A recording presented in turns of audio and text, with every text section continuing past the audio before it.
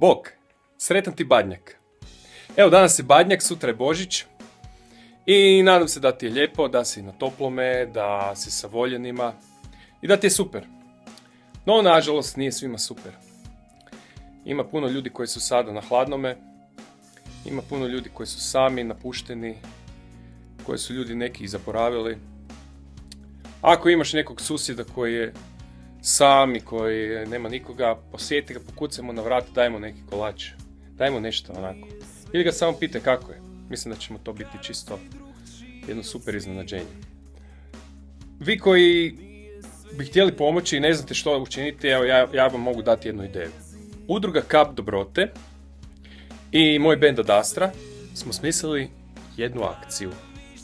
Akcija se zove I mi želimo biti u toplome. S tom akcijom hoćemo postići to da ti ljudi koji su zaboravljeni, napušteni, koji nemaju nikoga koji se brine o njima, da im nekako pomognemo.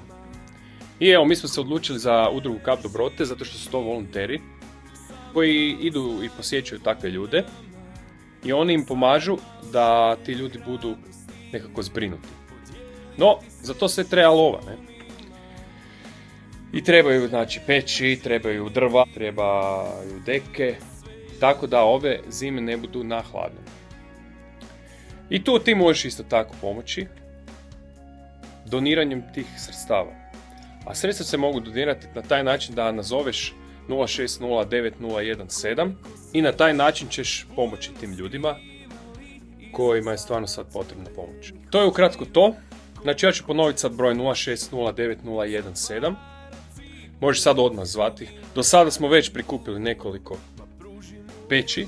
Već je jako puno ljudi zvalo taj broj. Uključi se u akciju i pomozi tim ljudima.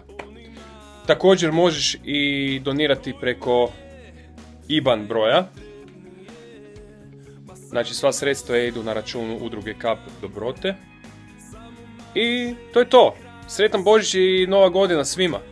I hvala svima koji su podržavali Ad Astru prošle godine, koji su dolazili na naše koncerte. I eto, 0609017. Bog, vidimo se.